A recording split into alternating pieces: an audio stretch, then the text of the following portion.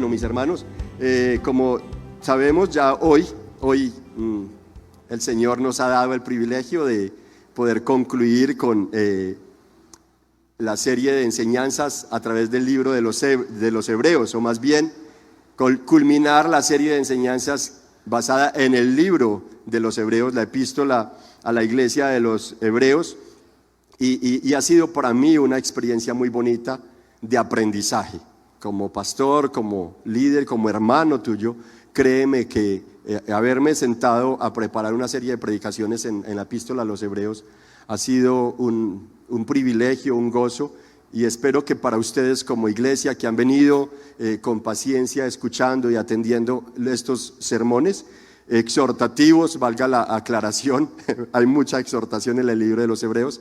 Espero que para ustedes también haya sido de gran bendición, de gran desafío, y que por favor podamos resaltar todo aquello que Dios nos habló a través de esta epístola, todo aquello que nos llamó la atención, que marcó nuestras vidas, que podamos resaltarlo y no olvidarlo. Y es importantísimo tener presente todas las series de enseñanzas que el Señor nos viene dando, tenerlas presente, porque es así como vamos a atesorar la palabra del Señor, y es ella la que va a restaurar, cambiar, transformar, limpiar, santificar nuestras vidas, y es a través de ella que nos vamos a parar firmes frente a las diversas tentaciones que nacen de nuestro cuerpo, de nuestra carnalidad, frente a las diversas tentaciones que vienen de un mundo manejado por un sistema diabólico, ¿sí? Y es allí donde nos vamos a parar firmes cuando el enemigo, el mismo diablo, quiere zarandear a los hijos del Dios, moverles el piso para desestabilizarlos en su fe. Entonces necesitamos atesorar las enseñanzas que el Señor nos ha dado. Bueno, quiero entrar a lo que venimos, hermanos, y decirles que como introducción, hace 8 días manifestábamos a través de la enseñanza que la salvación, o que más bien las buenas obras son una manifestación natural de la salvación que hay en un creyente, mas no son las obras el propósito para alcanzar salvación. Ojo, interesante esto, ¿no? El capítulo 13 enfatiza muy bien las buenas obras como el resultado de ser hijos de Dios, y no buenas obras para poder llegar a ser nuevas criaturas o encontrar por medio de las obras la salvación, ¿no? Agregábamos también en el tema anterior que olvidarnos del amor fraternal y de los necesitados es uno de los grandes problemas que se estaba corrigiendo dentro de la iglesia de los Hebreos, y en el cual la iglesia de hoy debemos evitar caer. Y es que en la generación actual necesitamos que se nos refresque la memoria, porque con la caída en el jardín del Edén, todos quedamos con una mente olvidadiza. Y la tendencia es a olvidar lo bueno, pero vaya que olvidemos lo malo, eso sí lo recordamos. Pareciera ser que el enemigo está allí para que refresquemos todo lo malo que nos han hecho, y de esa manera crear sentimientos negativos y contrarios hacia otras personas. Pero en cambio aquello que ha sido bueno, lo olvidamos con facilidad, para que olvidemos también a aquellos que nos han hecho el bien. Por eso el autor insiste en que debemos recordar y hacer el bien. Otra razón es que somos parte de la generación que no quiere tener autoridad sobre sí. Toda sombra de autoridad resulta en amenazas de las libertades y derechos. Bueno, el problema es que cada quien anhela ser su propia autoridad. Yo no sé si les ha pasado, pero a mí me ha pasado. Muchas veces quiero como que no, pero es que tampoco que me lo estén diciendo. Se escucha mucho decir en algunos adultos mayores, con todo el respeto, el cariño y el amor que les debemos, algunos adultos mayores llegan a una instancia donde los hijos les quieren decir, esto no lo puede hacer, esto sí, pero ¿por qué lo hace así?, etcétera. Y ellos expresan, ¿cómo es que a estas alturas me tienen que decir qué hago y qué no hago? Ni que fuera un niño, ¿cierto? Ya hice lo que tenía que hacer en esta vida, ¿por qué me tienen que mandar y dar órdenes o prohibirme esto o aquello? Y la razón es que en esta generación del individualismo no queremos autoridad sobre nuestras vidas, queremos ser nuestra propia autoridad, que nadie nos gobierne y a nadie tenerle que rendir cuentas. Es así como quiero invitarles que me acompañen al último capítulo de la epístola a los Hebreos, en los versículos 7 en adelante. Hace 8 días desarrollamos los primeros 6 versículos. Hoy quiero que me acompañes a ir a los versículos 7 en adelante. Voy a leer hasta el verso 25 para concluir. Y lo voy a hacer en la Nueva Versión Internacional. Y en el nombre del Padre, del Hijo y del Espíritu Santo leo a beneficio de todos ustedes. Acuérdense de sus dirigentes que les comunicaron la palabra de Dios. Consideren cuál fue el resultado de su estilo de vida e imiten su fe. Jesucristo es el mismo ayer y hoy y por los siglos. No se dejen llevar por ninguna clase de enseñanzas extrañas. Conviene que el corazón sea fortalecido por la gracia y no por alimentos rituales que de nada aprovechan a quienes los comen. Nosotros tenemos un altar del cual no tienen derecho a comer los que ofician en el tabernáculo, porque el sumo sacerdote introduce la sangre de los animales en el lugar santísimo como sacrificio por el pecado, pero los cuerpos de esos animales se queman fuera del campamento. Por eso también Jesús, para santificar al pueblo mediante su propia sangre, sufrió fuera de la puerta de la ciudad. Por lo tanto, salgamos a su encuentro fuera del campamento, llevando la deshonra que Él llevó. Pues aquí no tenemos una ciudad permanente, sino que buscamos la ciudad venidera. Así que ofrezcamos continuamente a Dios por medio de Jesucristo un sacrificio de alabanza, es decir, el fruto de labios que confiesan su nombre. No se olviden de hacer el bien y de compartir con otros lo que tienen, porque esos son los sacrificios que agradan a Dios. Obedezcan a sus dirigentes y sométanse a ellos, pues cuidan de ustedes como quienes tienen que rendir cuentas. Obedézcanlos a fin de que ellos cumplan su tarea con alegría y sin quejarse, pues el quejarse no les trae ningún provecho. Oren por nosotros, porque estamos seguros de tener la conciencia tranquila y queremos portarnos honradamente en todo. En todo. Les ruego encarecidamente que oren para que cuanto antes se me permita estar de nuevo con ustedes, dice el autor. El Dios que da la paz levantó de entre los muertos al gran pastor de las ovejas, a nuestro Señor Jesús, por la sangre del pacto eterno, que Él los capacite en todo lo bueno para hacer su voluntad, y que por medio de Jesucristo Dios cumpla en nosotros lo que le agrada. A Él sea la gloria por los siglos de los siglos. Amén. Continúa diciendo el autor ya en su despedida final: hermanos, les ruego que reciban bien estas palabras de exhortación, ya que les he escrito brevemente. Quiero que sepan que nuestro hermano Timoteo ha sido puesto en libertad. Si llega pronto, iré con él a verlos. Saluden a todos sus dirigentes y a todos los santos. Los de Italia les mandan saludos. Que la gracia sea con todos ustedes. Amén. De esa manera culminamos la lectura de la epístola a los Hebreos, y quiero pedirles que esto que acabamos de leer lo recibamos como lo que es, la poderosa y maravillosa palabra del Señor. ¿Qué tal si me acompañas para que oremos? Bendito Padre y Dios bueno, te damos gracias infinitas porque el texto claramente nos informa acerca de tu inmutabilidad, Jesús.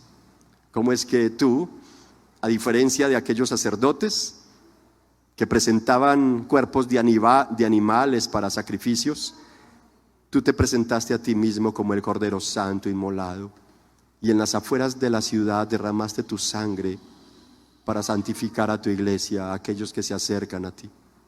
Hoy te rogamos, Señor, que ese mensaje tuyo, el mensaje que traen los evangelios, que no es otro que Cristo el Señor, quien es el mismo por los siglos, halle cabida en nuestro corazón.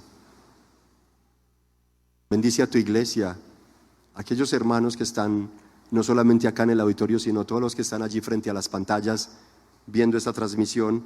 Señor, que tu palabra llegue al corazón de ellos, desafiándoles, consolándoles, fortaleciéndoles y trayéndoles nueva esperanza. Dame el privilegio de predicar con fidelidad delante de ti, de acuerdo al propósito y plan tuyo, no de acuerdo a mis perversas ideas, Señor. Así que quita de mí y calla toda palabra de hombre, y que seas tú usándome para que hables conforme a nuestra necesidad. Te lo rogamos así en el nombre precioso de Cristo Jesús. Amén. Amén. Bueno, hermanos, bienvenidos a los que acaban de llegar. Es un privilegio, hermanos, de verdad, poder predicar la palabra del Señor y especialmente esta epístola tan preciosa donde Cristo es exaltado desde el comienzo y, como se dieron cuenta, hasta el final. El primer capítulo comienza diciendo: en el principio. Desde el principio Dios ha hablado muchas veces y de diferentes maneras, y en estos últimos días lo ha hecho a través de nuestro Señor Jesucristo. Así comienza el primer capítulo y los primeros versículos de la epístola a los Hebreos, y si se dieron cuenta, cierra exaltando otra vez la inmutabilidad de Jesús y colocándolo como aquel que es el mismo por los siglos de los siglos, aquel que vino y no solamente habló, sino que corrió por las calles de Jerusalén, fue sacado a las afueras y afuera, lejos, distante de las puertas de la ciudad, derramó su sangre para santificar, importantísimo, ¿no? Para santificar a su pueblo. Qué necesidad la que tenemos nosotros. ¿Por qué lo hizo? Porque nosotros, llenos de contaminación y de pecado, estábamos perdidos, muertos en delitos y pecados, dice el apóstol Pablo en Efesios, y entonces Jesús vino para darnos vida y una vida en abundancia. Hermanos, el contexto anterior de este pasaje señala la insistencia en el amor fraternal, como lo vemos en los primeros versículos de este pasaje, de este capítulo 13. Señala también la necesidad de la hospitalidad, la ayuda a los pobres y a los maltratados, y como lo veíamos hace 8 días también en Deuteronomio 10, versos 16 al 19, nos llama a favorecer a las viudas, huérfanos y extranjeros. La razón por la cual el autor lo hace es porque Dios no es un ser individual, Dios no es un llanero solitario. Él quiere evitar también el individualismo entre los suyos, entre el pueblo. Él no quiere que la iglesia, los que Cristo compró, vivan como si solo existieran ellos y nadie más. Dios quiere que vivamos como lo que somos, como un pueblo santo, un pueblo amado, un pueblo que se aman y un pueblo que se une por el nombre maravilloso de nuestro Señor Jesucristo. Y de esa manera, según Juan capítulo 13, versículo 35, el mundo, los de afuera, conozcan que somos discípulos de Jesús. Dice Jesús: Padre, quiero que ellos sean uno en amor, para que al ser uno en amor, el mundo conozca que ellos son mis discípulos. ¿Se dan cuenta? Si tú vives como llanero solitario, si vives en la contemporaneidad de este mundo, entre la generación del individualismo, y nos dejamos permear por eso, ¿será posible que la gente conozca que somos discípulos de Dios? No, porque cada uno va a vivir por sí mismo y nada más. Cada uno se encierra en su círculo y las oraciones no alcanzan a traspasar las ventanas de su casa, porque todo el tiempo las oraciones son yo, mi, pero no alcanzan a traspasar las necesidades de otros, los misioneros, evangelistas, pastores, predicadores, maestros, niños que están sufriendo, hermanos que están quedándose enfermos, desempleados, que están luchando, otros que están dejando sus profesiones, sus familias, sus zonas de confort, sus conformidades, por ir a proclamar el mensaje maravilloso del evangelio, con el ánimo de atraer almas a la cruz de Jesús y allí encuentren la redención que sus conciencias necesitan. Entonces, en el pasaje de hoy, el autor de Hebreos revela una tríada. Una tríada es algo que se compone de tres elementos, y esta tríada es una tríada de responsabilidades con la que direcciona a la iglesia a recordar que la máxima autoridad y rey de todos los pastores, es decir, Jesús, el que nunca cambia, ha puesto en su iglesia para que sea dirigida a ancianos y pastores, entendiendo que Cristo como Señor ha llamado, ha preparado y ha dado pastores para que aquella por la que pagó con precio de sangre, y los dio para que se responsabilicen de apacentar y pastorear a la iglesia para que avance hacia la voluntad del reino de Dios. Por otro lado, habla de la responsabilidad de la iglesia, es recordarlos La responsabilidad de la iglesia es recordar a aquellos a quienes el Señor colocó para dirigirla, considerar el estilo de vida de ellos e imitar la fe de ellos. Es decir, recibir el legado de la proclamación de la palabra del Señor y darlo así, de esa manera, a conocer, valga la redundancia. Con esto quiero invitarles entonces a que me acompañes. El tema de hoy se llama Iglesia, Pastores y Cristo. Iglesia, Pastores y Cristo, una tríada de responsabilidades, y nuestro primer punto obviamente es la iglesia.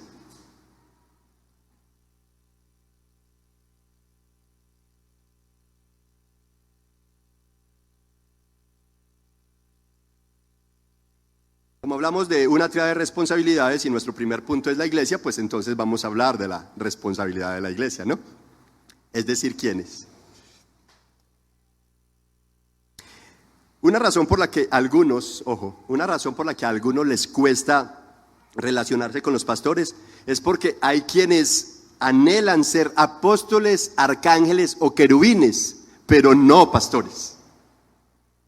Entonces, algunos inclusive se toman el atrevimiento de decir: mucho cuidado con pensar mal del ungido, del apóstol, del reverendo arcángel, etcétera, etcétera. Entonces eso ha creado como que el pastor fuera intocable, como si no fuera de esta tierra, como si fuera un ser extraterrestre, alguien al que no es cercano o no hay posibilidad de cercanía hacia él. Entonces muchos como que se detienen y no construyen una relación con sus pastores, y es esa la dificultad de relacionarse y poder ver en ellos el testimonio de su vida, cómo es que viven la fe. Y no solamente eso, ellos entonces bajo ese deseo, bajo ese marco de abrazar lo que no corresponde, se han aprovechado de las ovejas, han aprovechado de su rol, se han aprovechado de su autoridad y se han aprovechado de las ovejas del Señor, distorsionando con ello el evangelio de nuestro Señor Jesucristo y comercializando con la fe de los fieles del Señor. Muchos por eso es que no creen. Y otros es que no creen, no solamente no se relacionan con sus pastores, les cuesta construir una relación y tener una cercanía, sino que han llegado al punto de no creer en la iglesia como institución.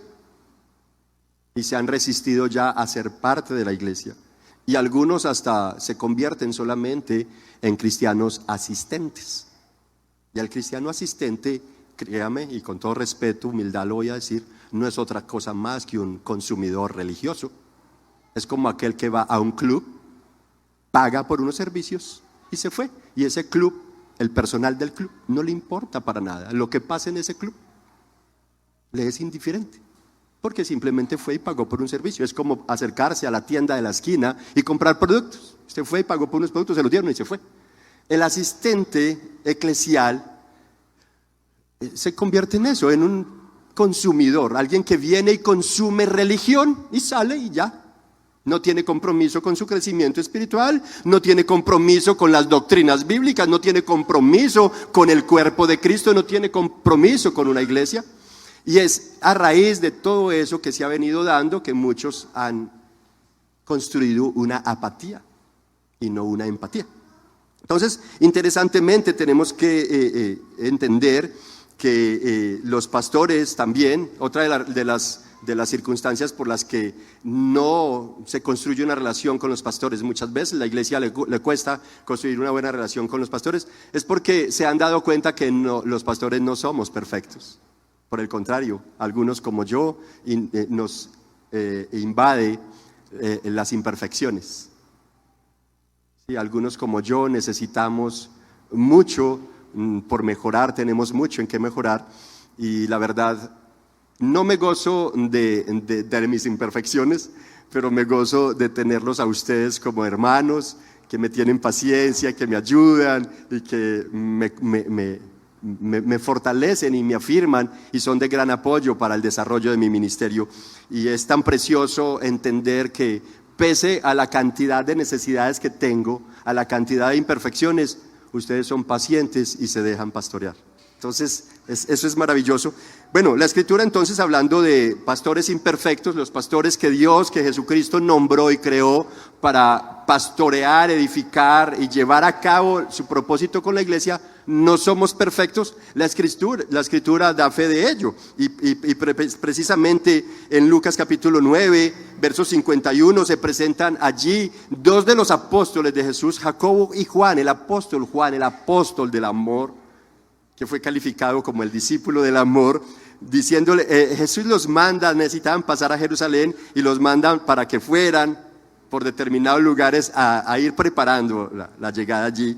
Y en un pueblo de Samaria no los dejaron pasar por ese pueblo. ¿Y saben cuál fue la actitud de estos nombrados por Jesús para ser apóstoles de la iglesia? Señor, como no nos dejaron pasar, ¿quiere que oremos para que descienda fuego del cielo y los destruya? ¿Se dan cuenta? Somos imperfectos. Por otro lado, encontramos a los discípulos que en la tarde aquella antes de la noche de ser arrestado, con todo lo que habían proclamado, declarado y afirmado, seguiremos contigo hasta la muerte, lo abandonaron cuando fue arrestado, lo dejaron solo. Yo no sé si a ti te gusta que tus mejores amigos te abandonen en el momento más crucial de tu vida.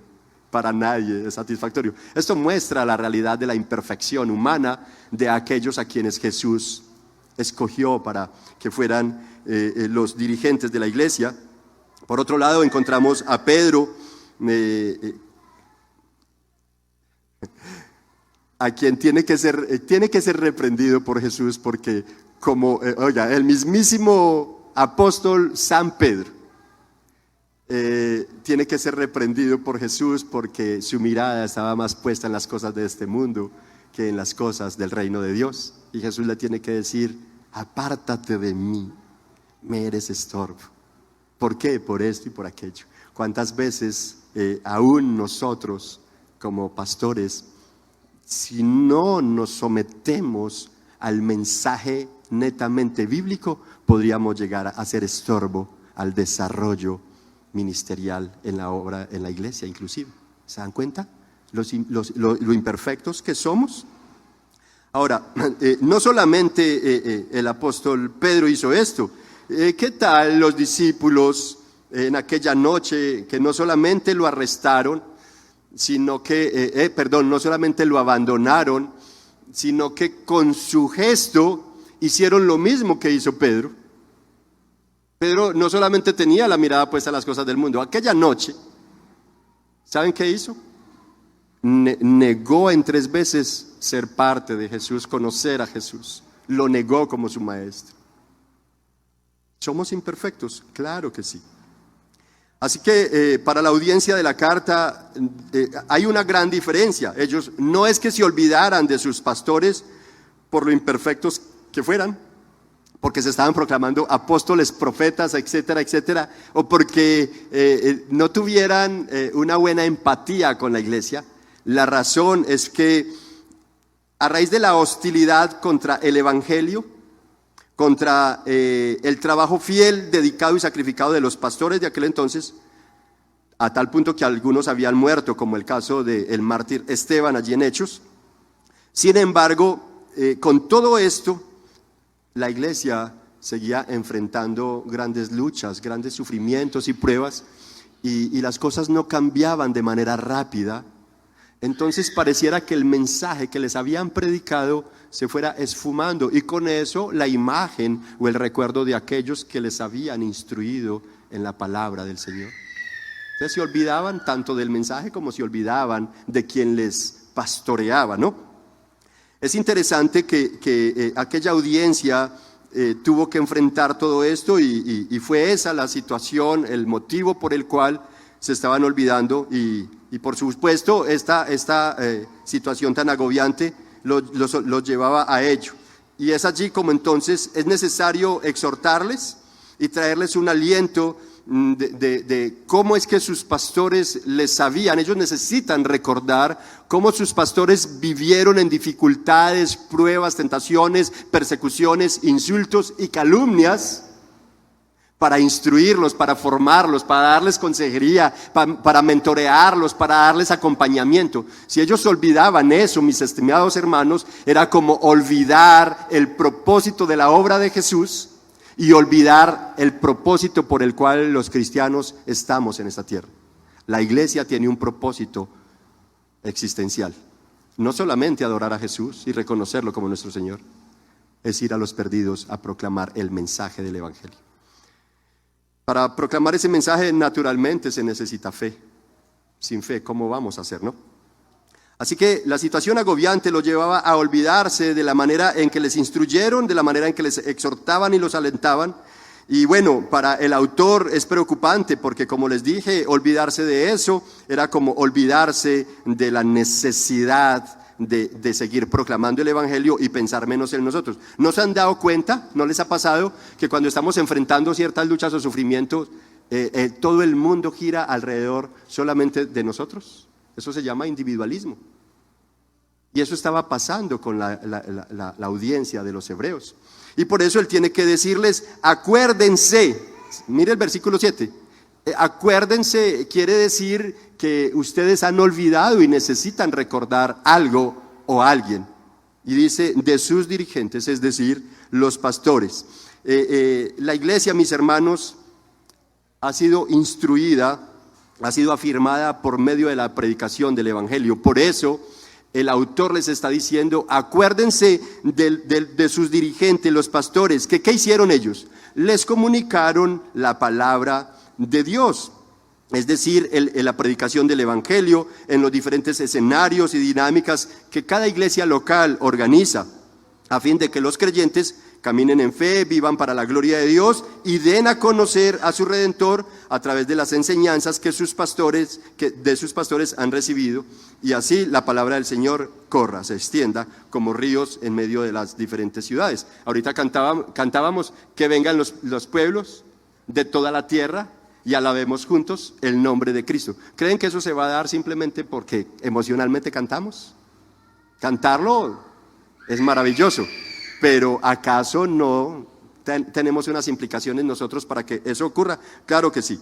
Así que, hermanos, recordar el mensaje del autor, en este caso, la palabra del Señor nos lleva a recordar a nuestros dirigentes o pastores, no por los chistosos que fueran, por los cuenteros o melosos que fueran con nosotros, por lo paladín que fueran, sino por la instrucción del Evangelio con la que Él forma a los creyentes, con la que ellos forman a los creyentes. Estos no deben entonces olvidarse de sus pastores, como estaba sucediendo. Y ahora, tú me dirás, pastor, pero es que no se trata de que sigamos hombres, y si yo no me acuerdo de ellos es simplemente porque yo no voy a hacer ídolos a mis pastores. Y bien hecho, me parece importantísimo. No recuerdes a tu pastor para hacer de él tu ídolo o tu Dios. Recuérdalo pensando en cómo te comunicó el mensaje que te da la vida, el mensaje que te restaura, el mensaje que te forma, el mensaje que te santifica, el mensaje que te ayuda a abandonar los miedos y temores que antes te obstaculizaban para seguir adelante glorificando al Señor. Entonces, no se trata tampoco de acordarse de aquellos que te enseñaron falacias engañosas con propósitos individualistas o personales. Se trata de acordarse de aquellos que te enseñaron la palabra del Señor y la intención entonces de acordarse de ellos, continúa diciendo el autor, es los que le comunicaron la palabra, y sigue diciendo, consideren cuál fue el resultado. Ese consideren es reflexionen, piensen en cuál fue el estilo de vida de ese pastor, cómo fue que enfrentó las vicisitudes, persecuciones en esta vida y lo hizo siempre movido por la fe puesta en Jesucristo. Cómo fue que alentó a una iglesia débil, a una iglesia tal vez que estaba entrando en un estado depresivo, en un estado de angustia y de desespero, pero esos pastores estuvieron allí. Además, pues el autor parece ser, se refiere a muchos de ellos que habían fallecido, que habían muerto, que habían entregado sus vidas en medio de las persecuciones, en medio de las tribulaciones, en medio de cómo fue que les quitaron la vida a ellos y dejaron a la iglesia sin algunos pastores, como otra vez el caso de Esteban el mártir. Ahora, La intención no se queda solamente en acuérdese y reflexione en su estilo de vida. La reflexión y el acordarse de ellos tiene un propósito que va más allá. La idea es que las buenas nuevas de salvación se sigan proclamando comprometidamente. Si el pastor lo ha hecho contigo, ¿qué crees que debes hacer tú? Mira cómo dice el versículo: acuérdense de sus dirigentes que les comunicaron la palabra de Dios. Consideren cuál fue el resultado de su estilo de vida y qué cosa más. Hay 3 verbos, 3 imperativos. Acuérdense, consideren e imiten. 3 imperativos. ¿Son cosas de nosotros? La palabra del Señor que está hablando. E imiten su fe. Ese imitar su fe tiene que ver con la proclamación. ¿Cómo fue que los pastores, pese a las diferentes dificultades que se le presentaron, siempre estuvieron ahí comunicando la palabra del Señor? Enfermedad, hambre, desnudez, escasez, bajo cualquier circunstancia estuvieron ahí. Ese es el estilo de vida de fe. Consideren cómo fue su estilo de vida.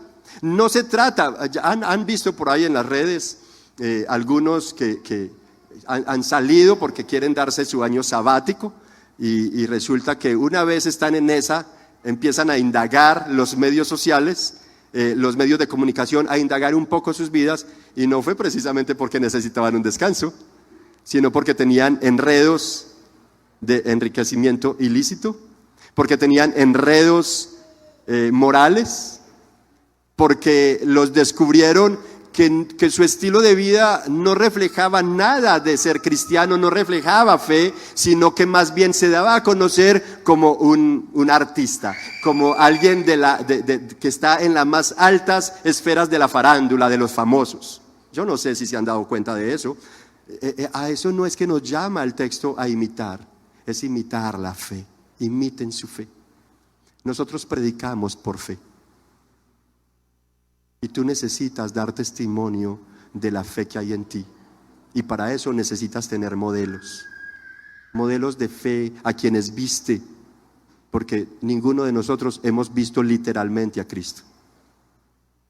¿A quiénes ves tú? A aquellos imperfectos, hombres pecadores que Cristo nombró para ser pastores de la iglesia, quienes por fe, frente a las dificultades de la vida, están siempre predicando la palabra del Señor. Esa es nuestra responsabilidad, y entonces aquí viene la responsabilidad de la iglesia, es esa. ¿Cuál es la responsabilidad de la iglesia? Entonces, acordarse de aquellos dirigentes y pastores que les comunicaron la palabra del Señor, no lo otro. Esos chistecitos flojos que a veces hacemos, no te acuerdes de eso.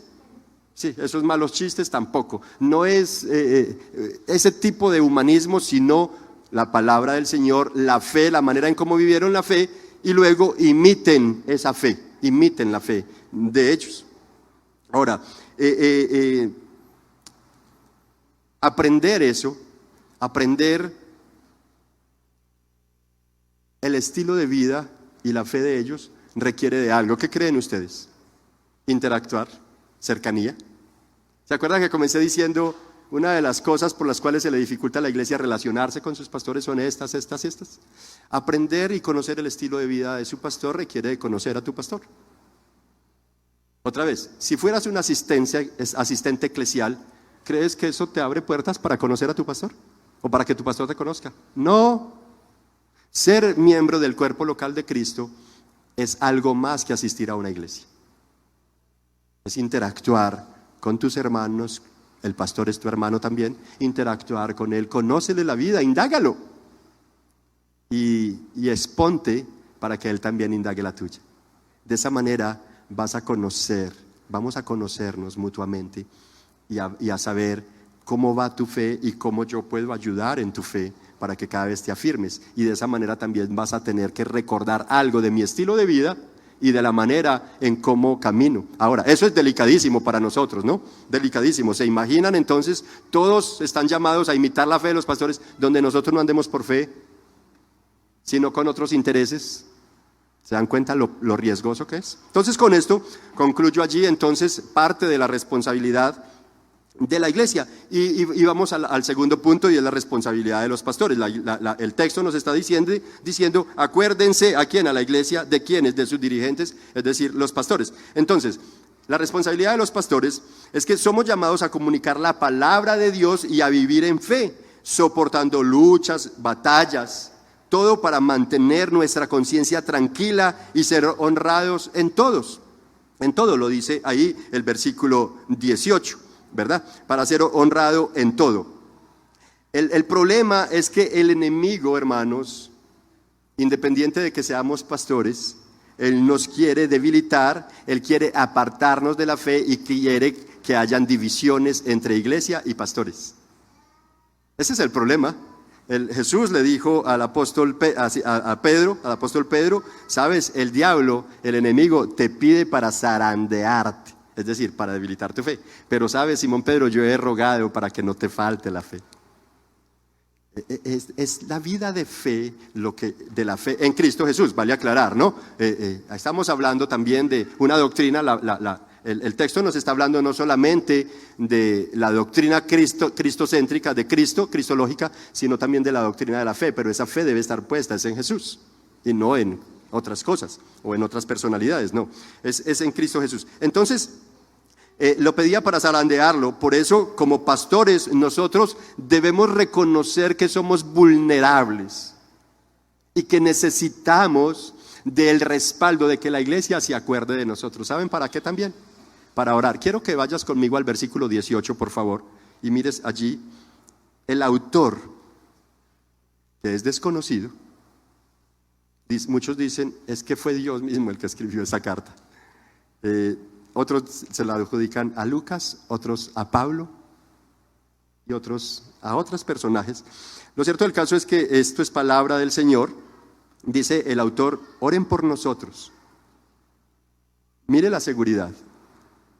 Tenemos la seguridad de tener la conciencia tranquila. Ah, qué bueno, gloria a Dios. ¿Cierto? Esa es una necesidad y una responsabilidad pastoral, tener nuestra conciencia tranquila. Responsabilidad también dice... y queremos portarnos honradamente en todo. Nosotros debemos y estamos obligados a portarnos honradamente en todo. Pero como el diablo está allí, la carne y el mundo, entonces tenemos que ser conscientes de que no somos inmunes a todo ese tipo de amenazas. Por eso, contar con el respaldo de la iglesia es supremamente importante y el autor está pidiendo, oren por nosotros, porque aunque estamos seguros de tener la conciencia tranquila, hermanos, el portarnos honradamente en todo, vamos a necesitar que ustedes nos apoyen en oración, porque la tarea no es fácil. ¿Se dan cuenta? Entonces, hermanos, necesitamos entender esto, pedirles a ustedes que nos cobijen con sus oraciones. Y responsabilidades de los pastores. Estamos hablando de los pastores. Tito capítulo 1 versículo 5, voy a leerlo, si quieres estás apuntando, para que no tengas que abrirla, o que si tienes agilidad y quieres ir allí, perfecto. Somos llamados a poner orden en lo que sea necesario. Así fue como el apóstol Pablo le dijo a Tito, te he dejado en Creta para que pongas en orden lo que falta y para que nombres ancianos de la iglesia, es decir, para que nombres a pastores. Y es particular cómo nosotros somos llamados a poner en orden. ¿Se acuerdan cómo comienza Génesis? En el principio Dios se movía y Él vino y puso, ¿cómo estaban las cosas? Desordenadas. ¿Y quién vino a ordenar? En tu alma, en tu corazón, en tu familia, en tu vida, en tus finanzas, en tu sexualidad, en tus relaciones sentimentales, etcétera, etcétera, pueden haber desórdenes. Y Dios nos colocó a nosotros para, en la medida que pastoreamos el corazón de ustedes, entonces pongamos en orden muchas cosas. Asimismo, en la doctrina, ¿cómo estamos en materia de conocimiento acerca del Señor, en materia de doctrina? Y esa es una de nuestras responsabilidades, poner en orden. La otra es nombrar ancianos de la iglesia, es decir, formar discípulos, preparando a aquellos a los que les vemos llamado al pastorado, a los que se les ve llamado a ser maestros, a ser predicadores, a ser consejeros, misioneros, etcétera. Esa es una labor de nosotros, estar discerniendo eso para darnos cuenta quién tiene, y entonces mi responsabilidad es, como si te entregaran diamantes en bruto, se dice, sí, un diamante sin hacerle ningún trabajo, y tu responsabilidad es esculpirlo, brillarlo, darle forma y ponerlo a brillar. ¿Se dan cuenta? Entonces esa es nuestra responsabilidad también. Tito 2:1 dice, predicando lo que está de acuerdo con la sana doctrina. ¿Se dan cuenta? No es predicar por predicar y predicar cualquier cosa, es predicar lo que esté de acuerdo con la sana doctrina. Y es por eso que a veces, o casi siempre, tememos lo que vamos a predicar, tememos de cómo lo vamos a predicar, porque debe estar ligado a la sana doctrina. Y es tan fácil errar, porque como no somos perfectos, entonces tenemos que cuidarnos mucho de eso. Y me genera tristeza escuchar a profesionales. Hace unos meses, un año atrás más bien, un profesional, escuché el audio de un profesional llorando. Y así como él, algunos de ustedes, de los que nos están viendo allí frente a las pantallas, entristecerse grandemente porque dicen, ¿cómo que estuve 15 o 20 años en esa congregación y perdí mi tiempo? ¿Cómo que no me enseñaron las doctrinas bíblicas, sino doctrinas humanas? ¿Perdí mi tiempo todo este tiempo? Recuerdo hace un año, de verdad, un profesional, un audio, él lloraba, la voz quebrantada y susurraba. 20 años como líder en una congregación, y me di cuenta que no fui instruido en las doctrinas de la Biblia, sino en estrategias humanas.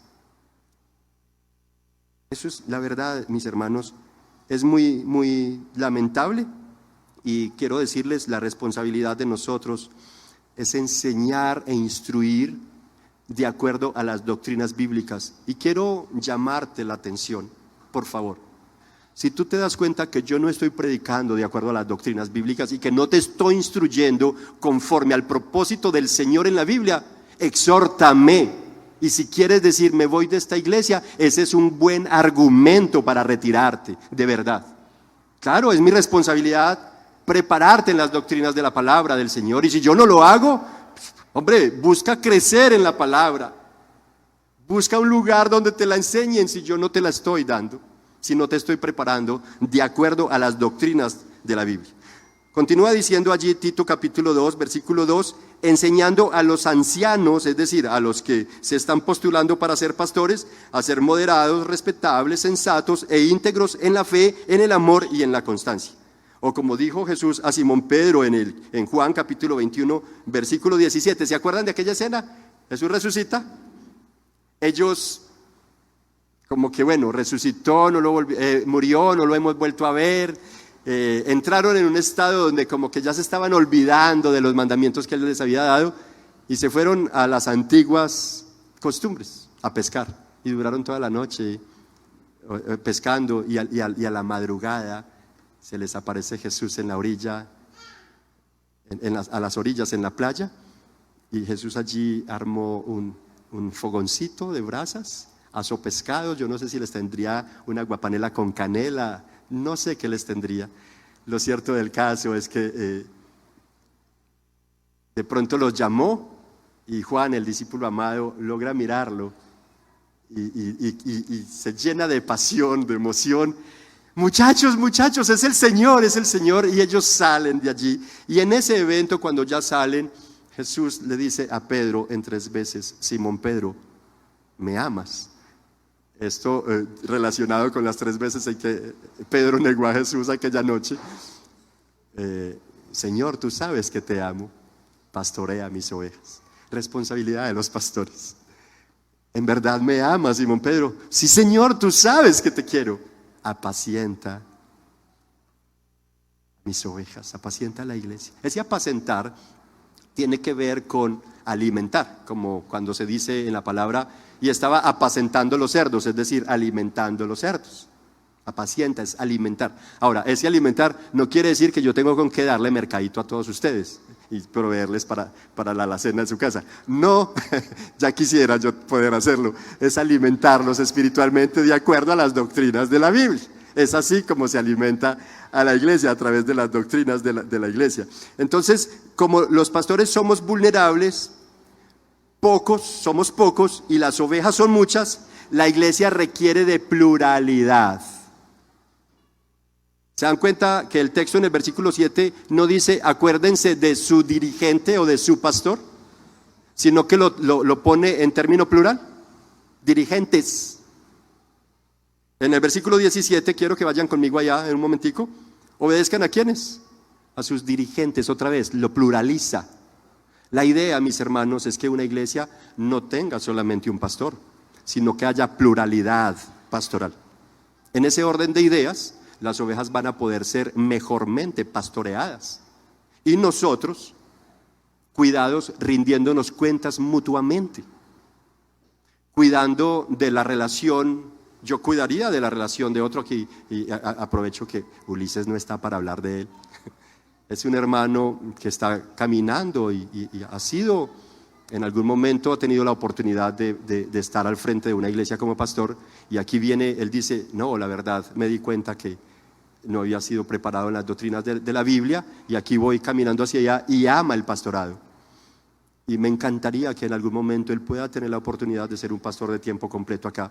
En ese orden de ideas, los pastores, la pluralidad pastoral va a permitir que nos cuidemos en la relación con Dios. Yo cuidaría de él, de que su relación con Dios cada vez esté firme, y él de la mía. Voy a cuidar que su relación con la iglesia sea buena, y él va a cuidar que mi relación con la iglesia sea buena. Voy a cuidar de que su relación con su familia sea buena, y él va a cuidar también de que mi relación con mi familia esté buena. ¿Qué cree en qué se repercute eso? En una iglesia más fortificada, en una iglesia más fortalecida, más animada, que camina hacia los propósitos del Señor.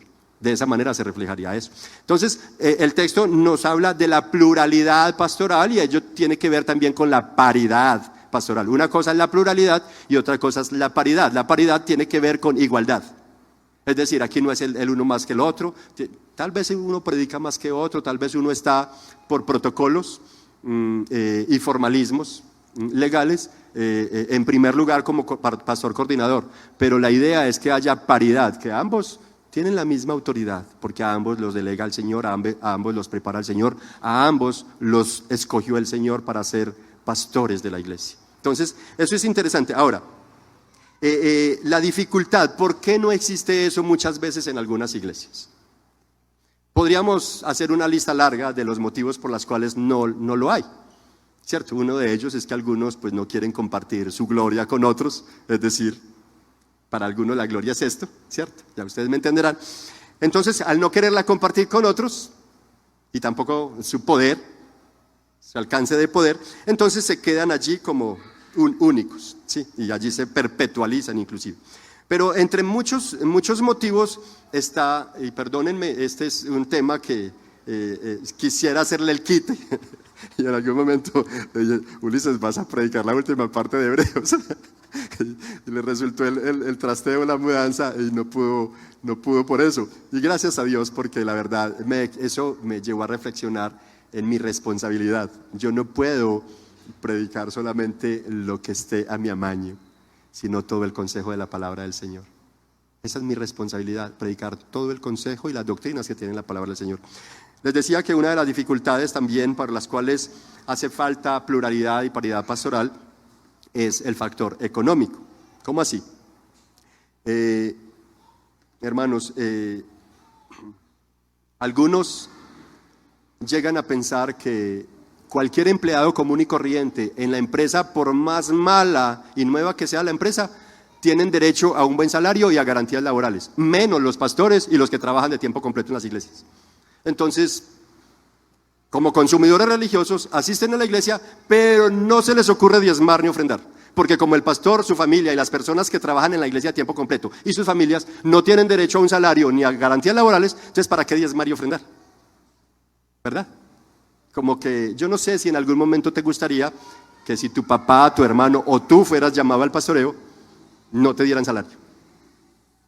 Claro, hay otro modelo de pastores y son los laicos. Pastor laico es aquel que tiene llamado, es profesional y tiene capacidad de levantar recursos y de distribuir también su tiempo, que atiende su empresa y aparte de eso hace las veces de pastor. Pero se le dificultará hacer la labor de tiempo completo, por ende lo vas a ver desarrollando un pastorado con muchas limitantes, ¿no? Con mucho amor, con mucha entrega y compromiso, sí, pero con muchas limitantes en su caminar.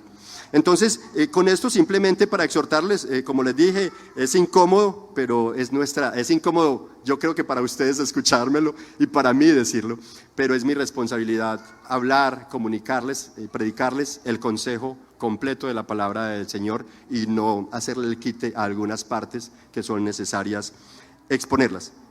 Entonces, hermanos, los pastores somos responsables en primera instancia de vivir una vida de fe, movidos por la fe, transformados por la fe, enfrentando luchas, batallas y ganándolas a través de la fe, para darles testimonio a ustedes.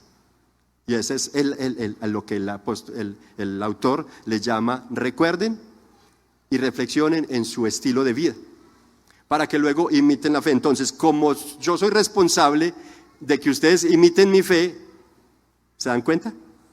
La seriedad del asunto, yo debo vivir una vida realmente de fe, porque eso es lo que ustedes van a imitar más tarde. ¿Sí?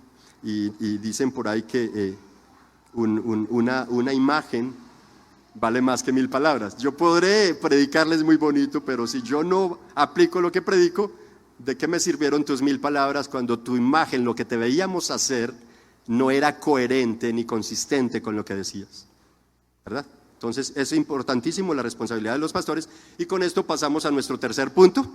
Entonces ahí tenemos responsabilidad de la iglesia, responsabilidad de los pastores, y vamos con Cristo. ¿Sí?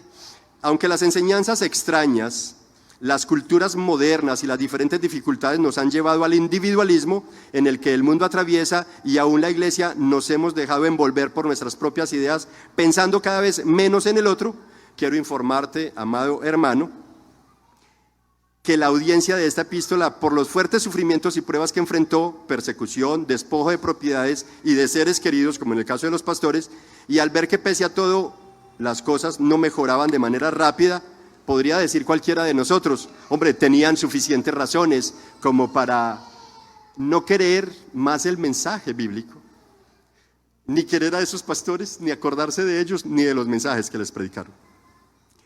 Y así querer algo diferente. Recuerden que una de las problemas que está corrigiendo el autor en la epístola de los Hebreos es que a raíz de los sufrimientos ellos quieren volver a las prácticas antiguas, a la ley, y olvidarse de la gracia. Entonces entendemos que para ellos fue diferente, y a raíz de eso el autor les recuerda en el versículo 8 que Jesucristo es el mismo ayer. Miren el versículo 8, dice: Jesucristo es el mismo ayer y hoy y por los siglos de los siglos. Es decir, miren, ustedes tal vez quieren apartarse a escuchar otras enseñanzas, pero sabes, el mensaje de Cristo, que es la doctrina por excelencia y predominante en las escrituras desde Génesis hasta Apocalipsis, el hilo conductor, el tema principal se llama Cristo. Tú ves Génesis capítulo 3, versículo 15, y allí ya se habla de la simiente de la mujer que vendría a derrotar y a pisarle la cabeza a la simiente de la serpiente. Y esa simiente de la mujer era aquel que nacería de las entrañas de una mujer. Entonces es interesante cómo desde Génesis se presenta a Cristo, y a lo largo de las escrituras, de los 66 libros de ellas, y durante todos los años en diversas culturas a través de diferentes personajes bíblicos, el mensaje principal fue Cristo. Como para el autor de Hebreos, él comienza con Cristo, capítulo 1, y todos los capítulos es Cristo, Cristo, Cristo, y aquí está hablando que Cristo es el mismo ayer, es el mismo hoy, y seguirá siendo el mismo por los siglos de los siglos. Es decir, hermanos, Cristo no es un cuento, no es una leyenda. Cristo es real, Él es vivo. Él es el que vino a consolidar, a formar una iglesia. Él fue el que vino, dice el versículo 12, por eso también Jesús, para santificar al pueblo, es decir, a ese pueblo por el cual Él vino a rescatar y a comprar, somos propiedad de Cristo. Él vino a derramar su sangre para santificarlo.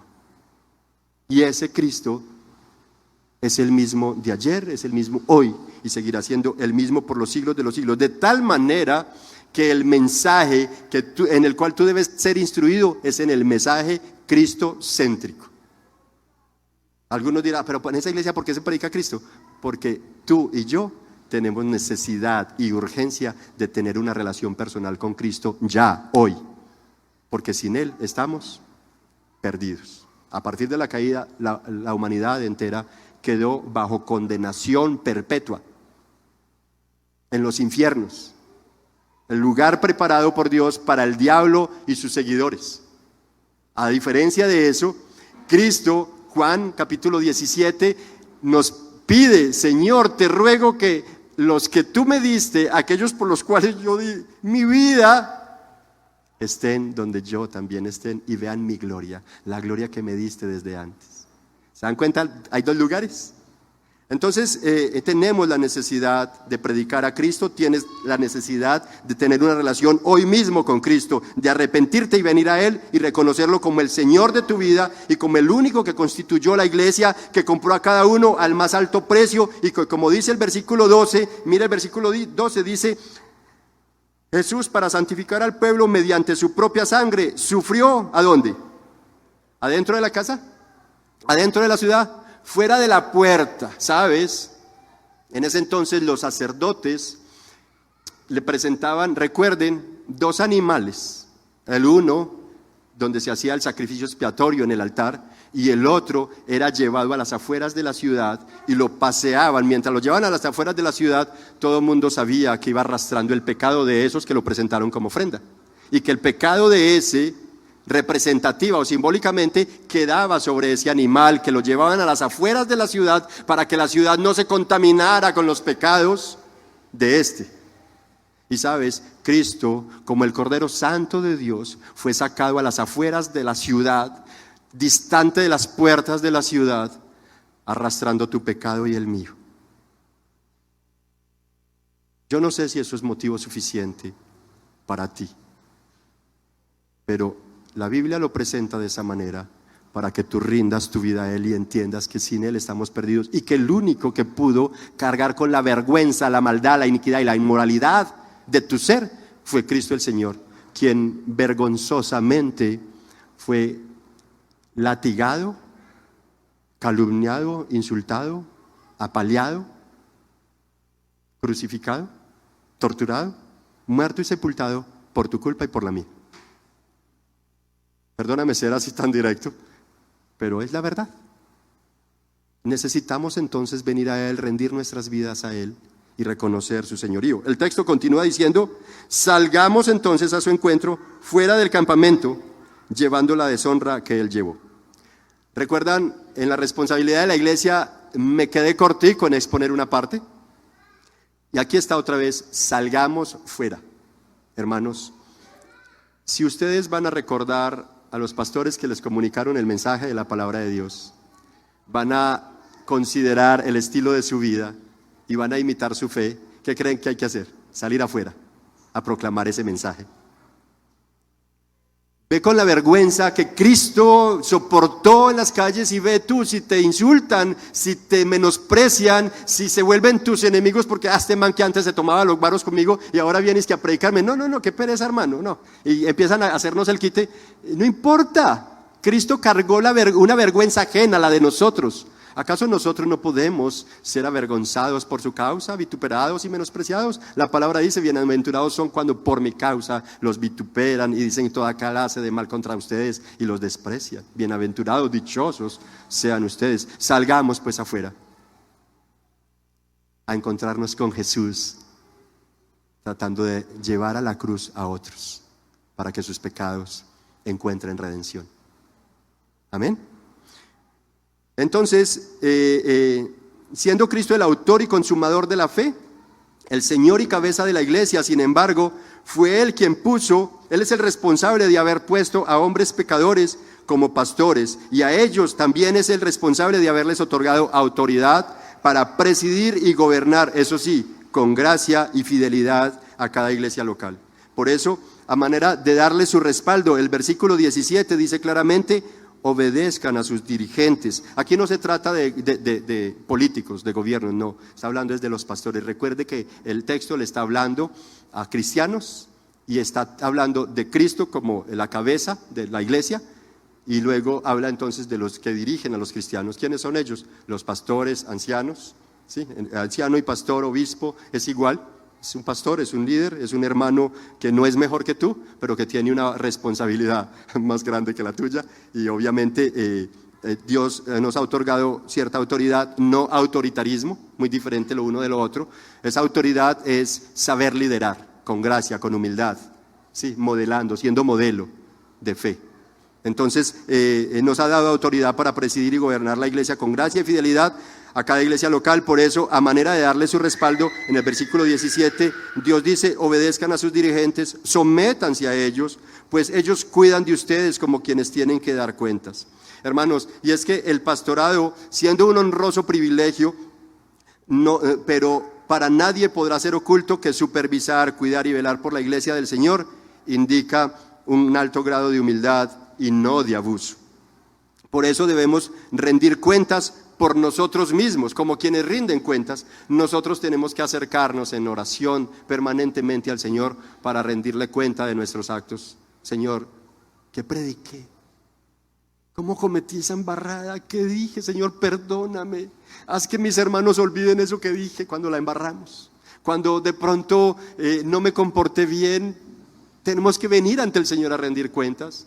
Sabes, en esa rendición de cuentas también presentamos gozo y gratitud delante del Señor, en su presencia, en el altar de la gracia, por la vida de cada uno de ustedes, por la manera en cómo nos ayudan, nos facilitan el trabajo, por la manera en cómo abrazan los ministerios, por la manera en cómo ponen al servicio de la obra del Señor los dones y talentos que Él les dio, que no los entierran, sino que los ponen al servicio del Señor. Y entonces nos gozamos y agradecemos al Señor por ver el crecimiento de ustedes, el compromiso por el evangelismo, el compromiso por las misiones, el compromiso por la obra, y me gozo de esto, de que muchos hermanos, recuerdo un hermano en República Dominicana, fuimos hospedados, fuimos a un congreso allí de un track de consejería bíblica, y nos hospedaron en una casa de unos hermanos preciosos, que por la misericordia y la gracia del Señor, profesionales, empresarios, importadores y exportadores de ciertos instrumentos médicos, hospitalarios. Él, su esposa muy profesional, su hija terminando su carrera y su hijo trabajando en los puestos de tributos públicos en la DIAN allí, todos profesionales y con una gran oportunidad y bonanza, digámoslo así, a manera económica, y ejecutivos, todos ejecutivos. En la semana iban y nos llevaban al lugar de track y no los volvíamos a ver hasta que por la tarde iban a recogernos. Al domingo nos dijeron: bueno, si quieren acompañarnos, vamos a nuestra iglesia, o si quieren ir a esta otra iglesia, vamos a la iglesia de ustedes. Cuando salieron, como el hermano Edwin o Juan Esteban tienen la camisetica del redil, y con la camisetica, el loguito aquí de su iglesia, un jean, tenis, un radiecito, una cosita de pare, una paleta de pare, y manejando sus camionetas. Hermanos, ¿y ustedes qué van a hacer? A servir, a desarrollar nuestro ministerio. Bueno, llegamos al parqueadero cuando nos dejaron, y luego nos dejaron en el auditorio y no los volvimos a ver. Cuando de pronto salimos, y ellos eran los que parqueaban los carros de todos los hermanos, o les decían, o les daban las llaves para que ellos parquearan, o ellos: hermano, dele ahí, empujando carros, y el trabajo en un parqueadero. Por la noche, pues tuve el atrevimiento de preguntarles: hermano, venga, ustedes son profesionales, el nivel de teología, conocimiento teológico que tienen es muy profundo, ¿y por qué hacen? ¿Ese es el ministerio de ustedes? Sí, hermanos, ese es nuestro ministerio y nos gozamos de hacerlo. ¿Sabes por qué? Porque queremos imitar la fe de Jesús lavando pies. Y la manera en como nosotros nos sentimos lavándole los pies a los hermanos es trabajando en un lugar de posición humilde. ¿No les parece maravilloso eso? Qué falta de humildad nos falta a nosotros muchas veces. Entonces, al rendir cuentas en la presencia del Señor, nosotros nos gozamos también por la vida de cada uno de ustedes, por la manera en cómo van progresando, la manera en cómo van madurando, la manera en cómo van abrazando el compromiso con la iglesia, la manera en cómo ya dicen: esta es mi iglesia. Yo soy parte de la iglesia, amo a mi iglesia, amo a los hermanos de la iglesia y me siento amado por mis hermanos. Eso hace parte de rendir cuentas en la presencia del Señor. No solamente rendiremos cuentas ese día, desde ahora tendremos que rendir cuentas. Y saben, es particular como el texto nos llama en este caso a la iglesia: obedezcan a sus dirigentes y sométanse a ellos, pues ellos cuidan de ustedes como quienes tienen que rendir cuentas. Ojo, la siguiente parte dice: obedézcanlos a fin de que ellos cumplan su tarea. ¿Cómo? Depresivamente, con angustia, con desespero, con amargura, con malhumorados. No, con alegría. Esa es nuestra responsabilidad, cumplir la tarea con alegría, con gozo. ¿Está implicada la iglesia en ese gozo? ¿En esa manera de lograr nuestro con alegría? Claro que sí. Hay una implicancia para ustedes. Entonces, mire, ahí estábamos hablando de una triada de responsabilidades. Jesucristo es el responsable de que la iglesia no sea pastoreada por hombres perfectos. Él es el responsable de, ay, pero ¿por qué ese man allá? ¿Pero por qué me pusieron a David que se montó a la azotea y se puso a mirar a esa muchacha? Dios es el responsable. Pero Él es el responsable de que tú tengas una esperanza, de que salgas de la perdición, de que salgamos de este estado deprimente en el que nos encontramos muchas veces frustrados porque no hemos visto crecimiento, y Él es el responsable y te va a llevar a crecer y a superar todo eso.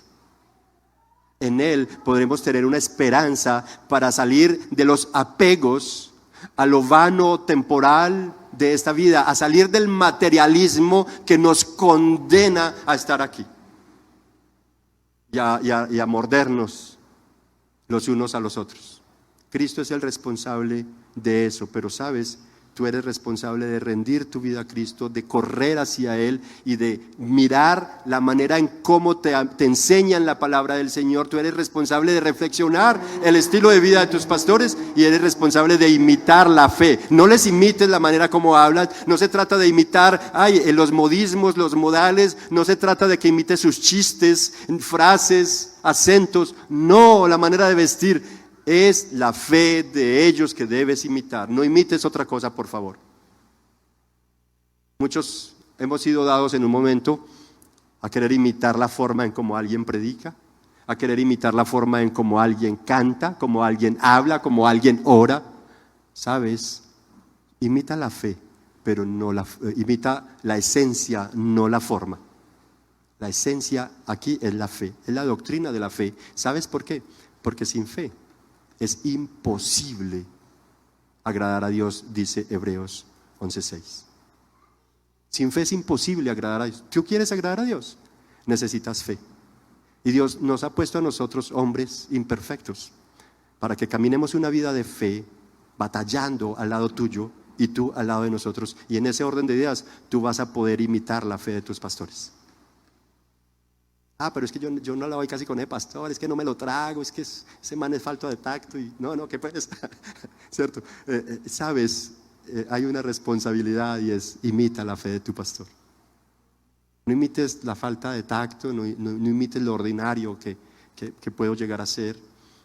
Imita la fe que tú logras percibir en mí. Bueno, espero que veas algo de fe en Cristo en este servidor. Que me vean obrando y viviendo por fe, no.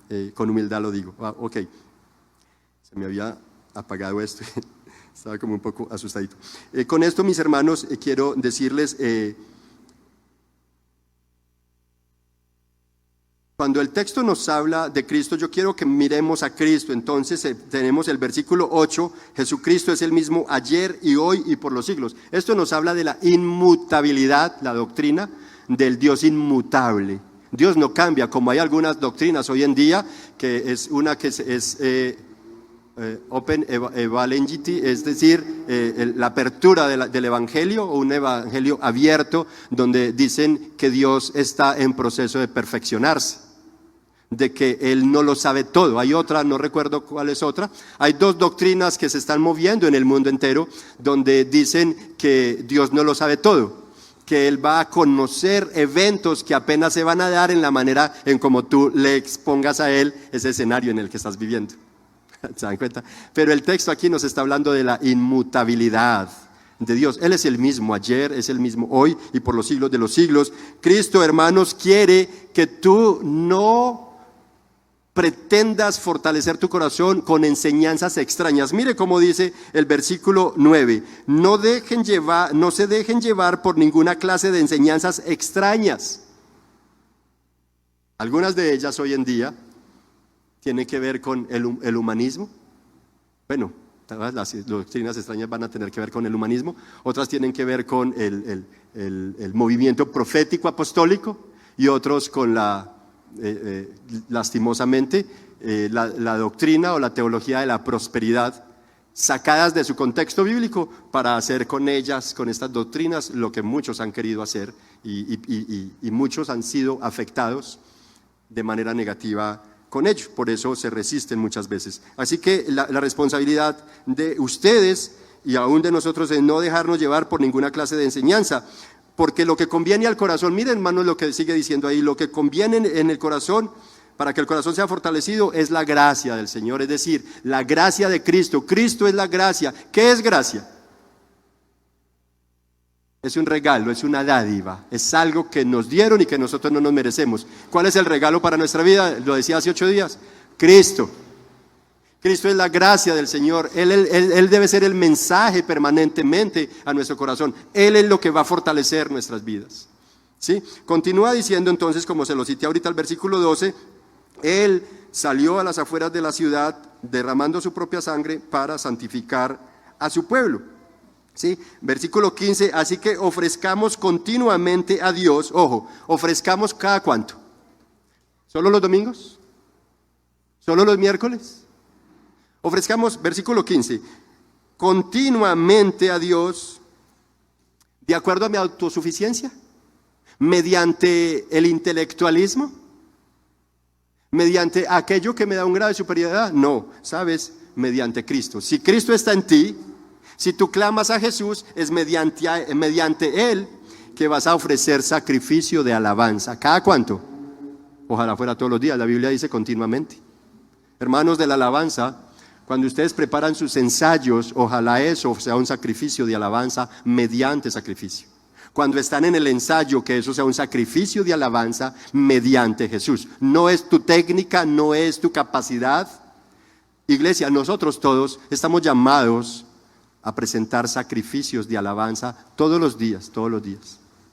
Mantener música de adoración, mantener algo que nos lleve, recuerden, imitar la fe de aquellos te va a ayudar a estar presentando alabanzas al Señor, ¿cierto? No siempre presentar alabanzas quiere decir hacerlo musicalmente. Claro, si se puede hacer musicalmente, fantástico, pero continuamente la responsabilidad de la iglesia es presentar sacrificios de alabanza por medio de Jesús. Si no estás en Él, muy difícil va a ser, ¿no? Es decir, fruto de labios que confiesen su nombre.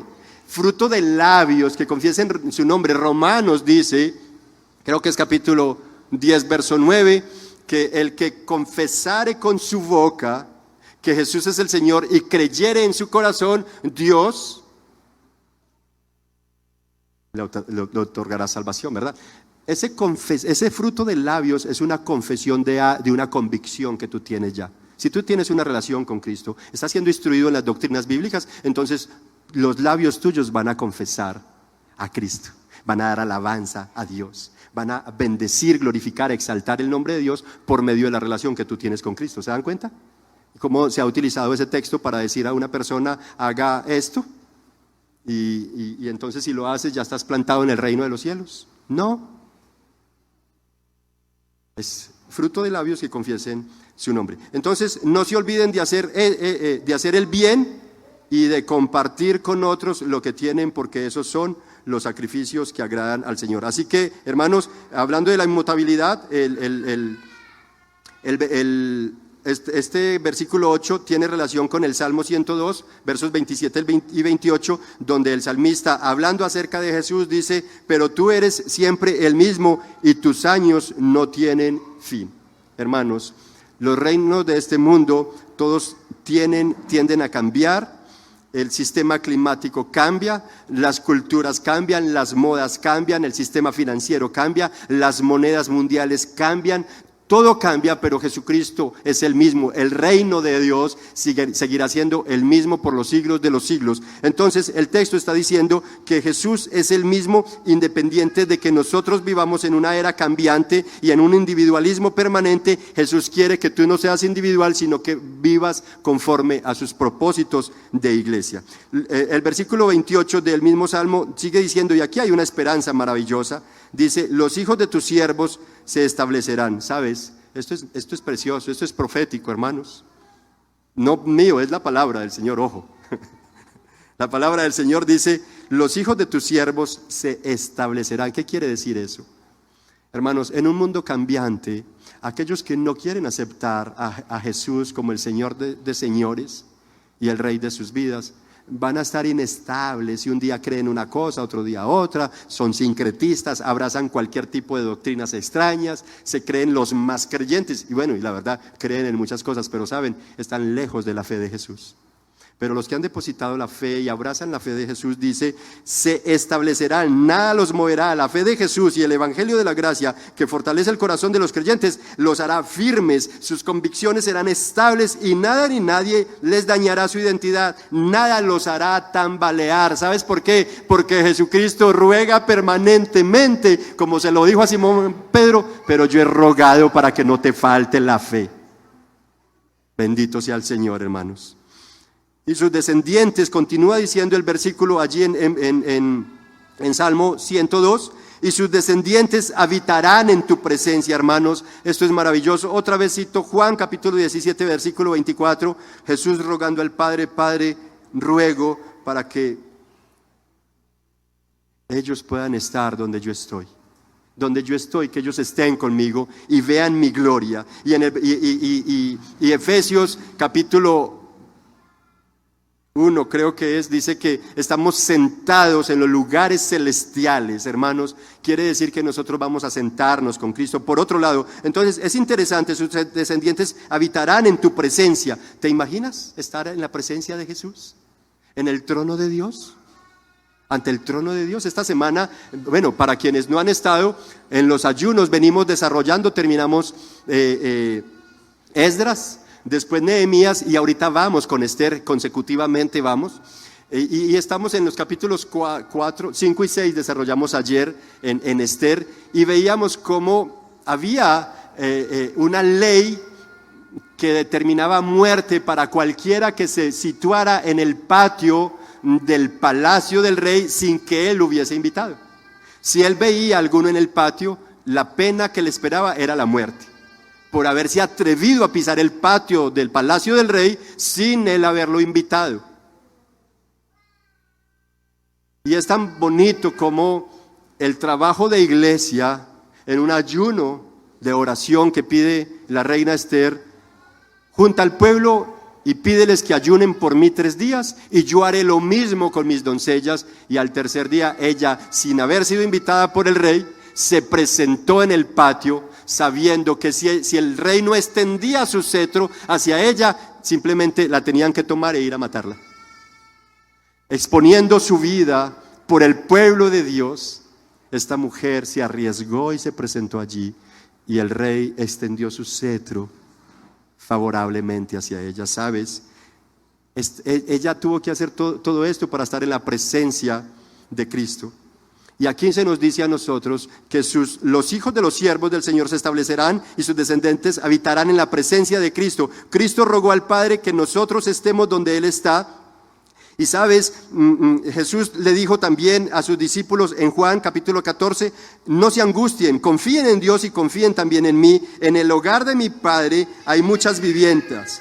Si no fuera así, ya se los hubiera dicho a ustedes, pero me voy a preparar un lugar, y si me voy, se lo preparo y vendré para llevármelos conmigo, y así ustedes estarán donde yo estaré, en mi presencia. Y saben, al ladrón en la cruz también le dijo, de cierto te digo que hoy estarás en mi presencia. A mí se me ponen los pelos de punta de pensar en ese maravilloso día, de estar en la presencia del Señor. Esta es la promesa para el Señor, del Señor para con nosotros. Hermanos, como conclusión, iglesia, pastores escogidos por Jesucristo para que respondan por el bien del otro, son el blanco del enemigo para dividirles de tal manera que haya quejas y no alabanza. Indiferencia antes que unidad. Individualismo en vez de amor. Por eso, cada uno necesitamos recobrar nuestro rol. Ojo,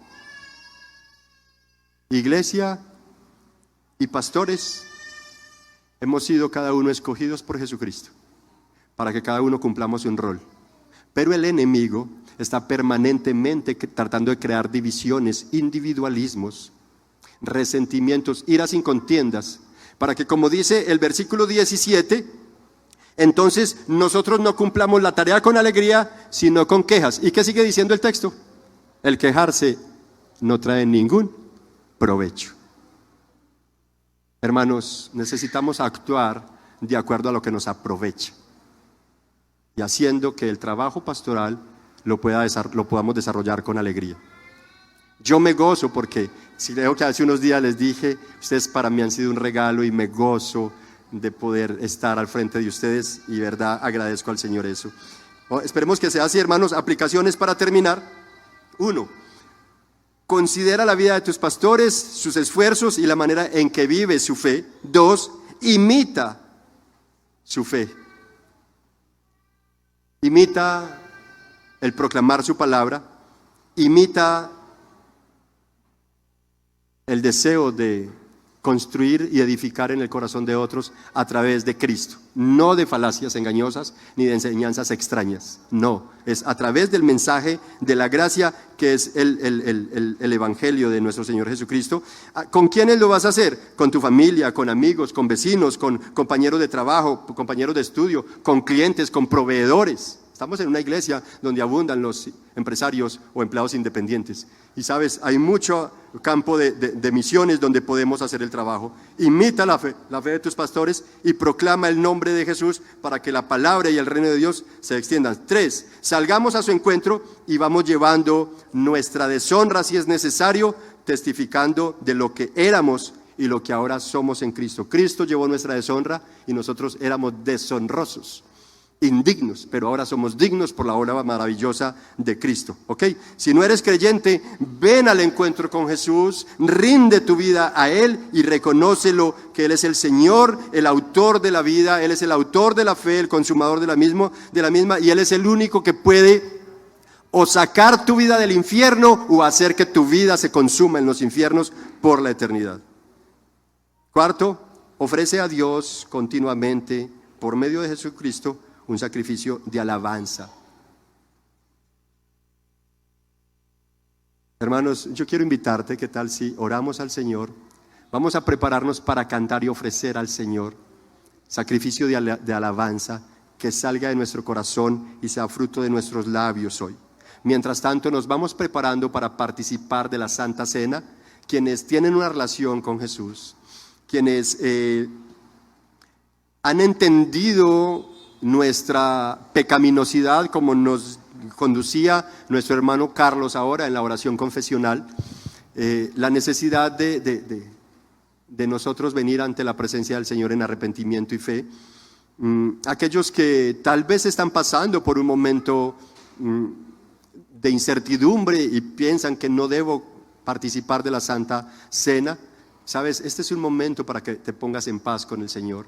¿Qué tal si te paras, oramos al Señor, luego cantamos y vamos así preparando nuestro corazón para participar de la mesa del Señor, porque Él nos invita a ser parte con Él, a ser coherederos con Él? Señor amado y Dios eterno, te alabamos y te bendecimos, Jesús, por aquella obra de haber salido a las afueras de la ciudad, como el cordero sobre el cual cargaban todos nuestros pecados, Señor, sobre el cual fueron puestos todos nuestros pecados, y fuiste a derramar tu sangre por amor a nosotros.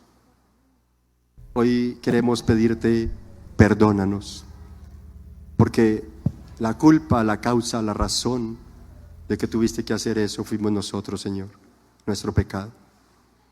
Ayúdanos, Dios, a vivir reconociéndote como el autor de la vida, quien sostiene el universo por el poder de su palabra, el autor y consumador de la fe, el autor de la iglesia, de la constitución de la iglesia, de la santificación de la iglesia, el autor de haber puesto a pastores que nos dirijan, que nos alimenten espiritualmente, que nos ayuden a poner en orden lo que está desordenado, Señor.